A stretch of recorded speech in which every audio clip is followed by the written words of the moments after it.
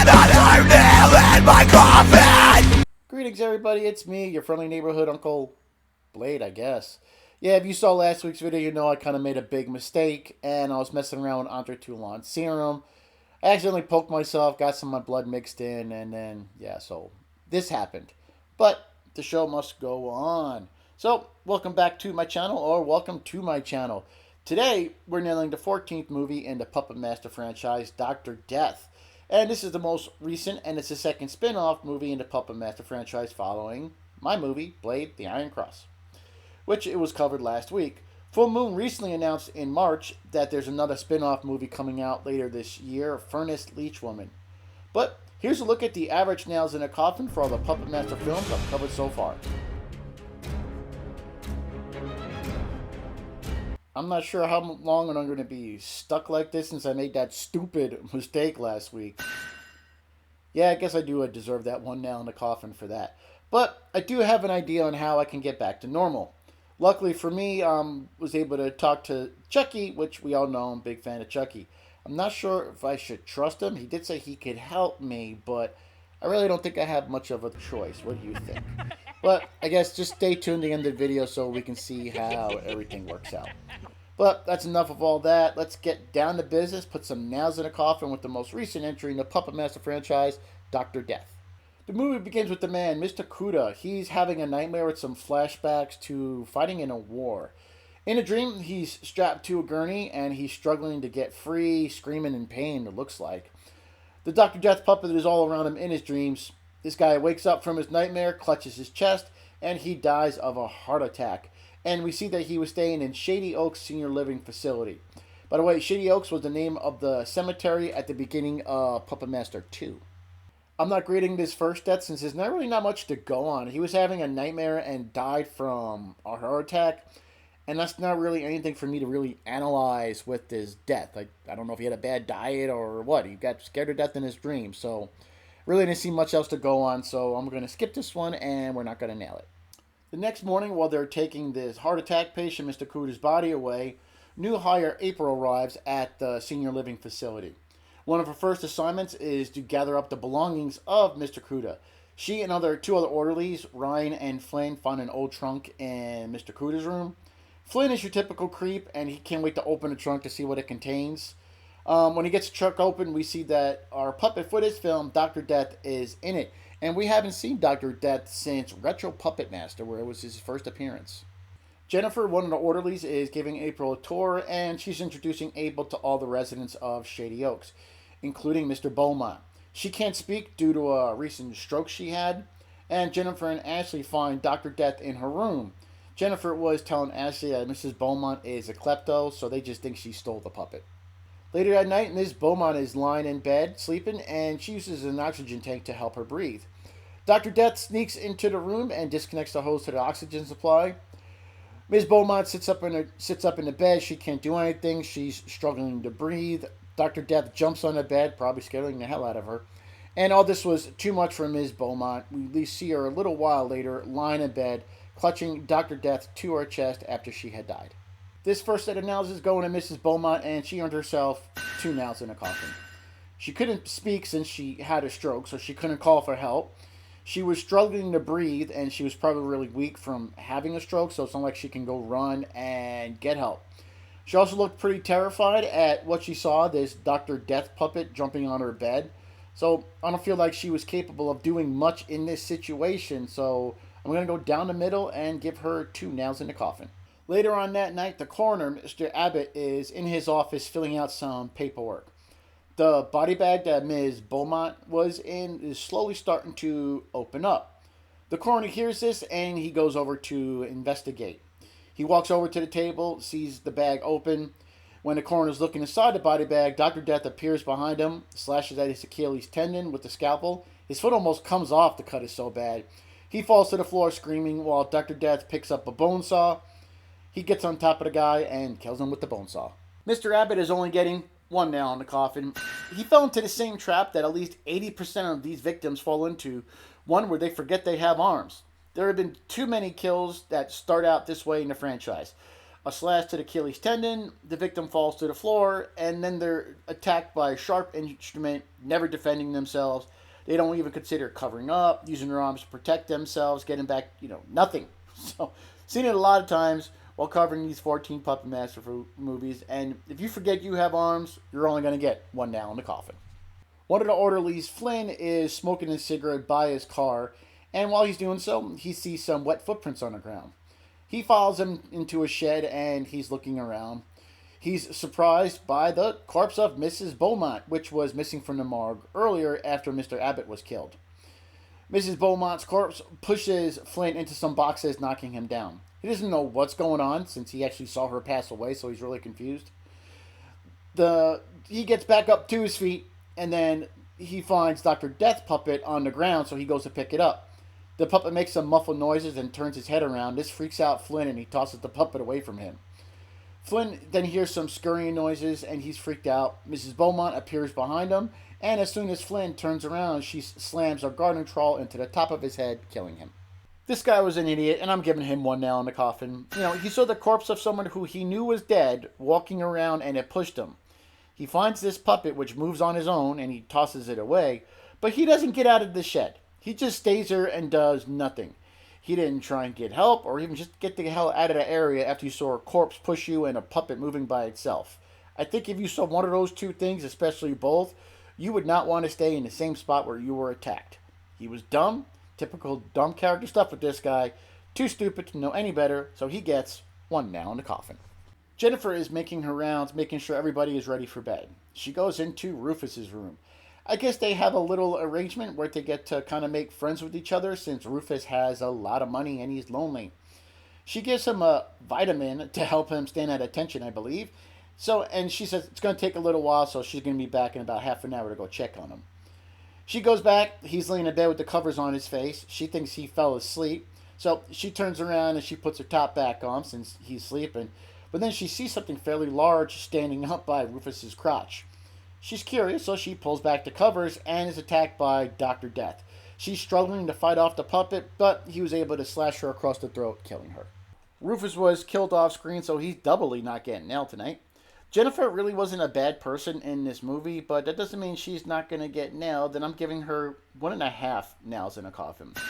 She was caught by surprise when she pulled back the covers, and as soon as she saw the puppet, it lunged at her and was trying to attack her. She was trying to push him away from her, but she just didn't do enough. And I'm only giving her that extra half a point for at least trying to do something, which is more than I can say for most of the victims in this franchise. She actually tried to use her arms, but I think she should have been able to push that puppet off of her. So I can't give her 2 nails in the coffin, so I'm going to go split those and give her 1.5 nails in the coffin. After Dr. Death killed Jennifer and Rufus, he snuck himself into Sid's room, who's another patient. He's passed out, drunk in his chair, watching some television. Dr. Death sneaks up behind him. He grabs a golf club that Sid was using earlier. He picks it up and just beats Sid to death with it. Sid never knew where it hit him, and I'm going to give him 2 nails in a coffin. There wasn't much he could have done. He was sleeping in his chair after drinking, which is really not a stupid thing that you would think would get you killed. Yeah, he was in a retirement facility, drunk in his chair. He didn't do anything stupid here. He was just kind of in the wrong place at the wrong time. Not much more to go on, so the best I can do is give good old Sid 2 nails in the coffin. Carmen, who was the head care worker at Shady Oaks, she goes into Dr. Lampman's office to call the police since these dead bodies are now turning up. When she gets there, she finds that Dr. Lampman is dead and he no longer has a face. She's in shock, and then Dr. Lampman's body jumps up, grabs Carmen around the throat. He's actually a puppet being controlled by Dr. Death. The screen cuts away, and we only see Carmen and Dr. Lampman's silhouette. We hear Carmen scream before there's a splatter of blood, signifying her death. Carmen, I'm awarding her 2 nails in a coffin. She found the body of a dead doctor, and he had no face, so there's no way Carmen, for even to fathom that the body would jump up and grab her. We don't see exactly how she was killed, but I feel I can still make a good analysis to give her a nail rating. We see in the silhouette that she did try and fight him off. She was trying to push him off of her. She was resisting. I guess she was overpowered, so not much of a chance given to her to survive since Dr. Death was using a human body as a puppet. So technically, I guess it would have the strength of a normal man. Carmen did at least try and do something, which goes a far way in this franchise. So I'm awarding her 2 nails in the coffin.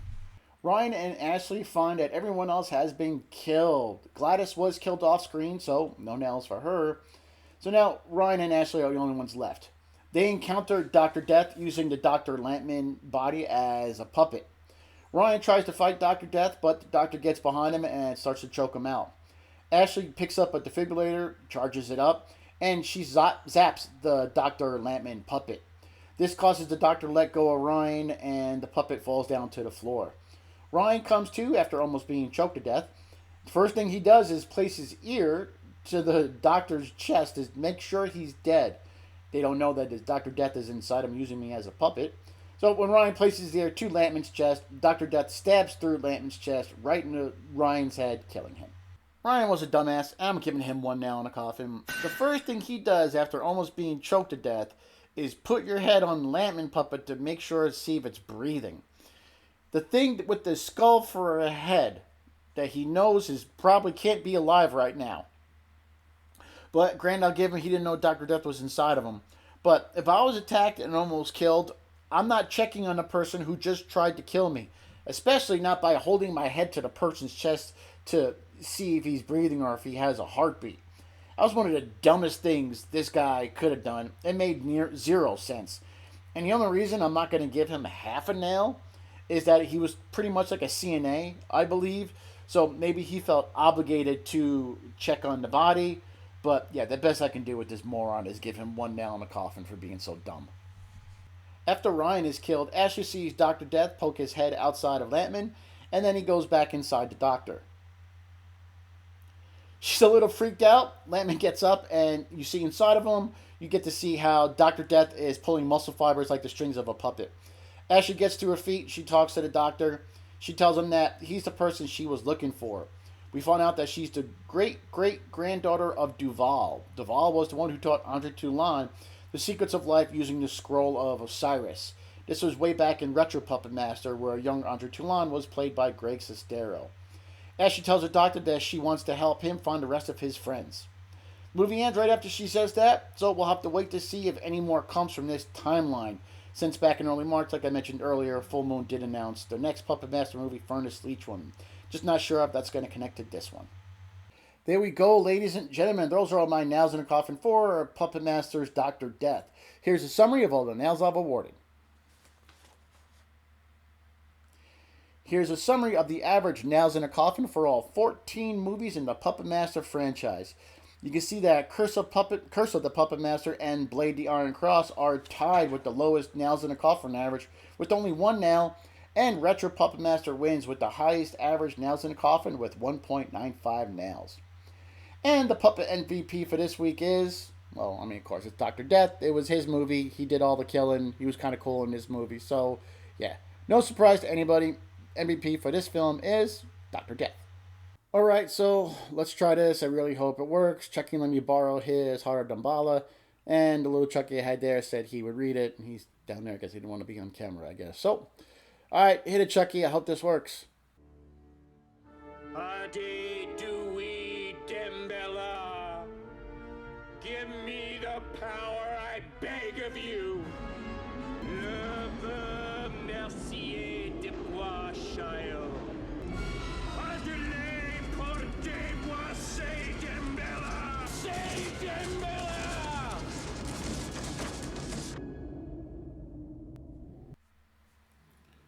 Alright, it looks like it worked. Thanks, Chucky. I guess I owe you one. And may come back to bite me, but anyways, I want to thank you for watching. If you're still watching, I really appreciate it. I'll see you here next week when I have my Golden Nail Awards for the Puppet Master franchise. I'll give out the best 1 nail, 2 nail, and 3 nail awards that I gave out the entire franchise. I already know that I didn't give out any 4 nail awards, but I will give out the best of all those kills, my favorite ones. I'll also give you the ranking of all 14 of these films, and I'll talk about the movie with the highest average nails in a coffin. And I will come up with a tiebreaker for the lowest movie, which is Curse of the Puppet Master and Blade the Iron Cross. Should be a lot of fun. If you've seen my other Golden Nail Awards, I'll put a card up here for other franchises like Halloween and Friday the 13th franchises.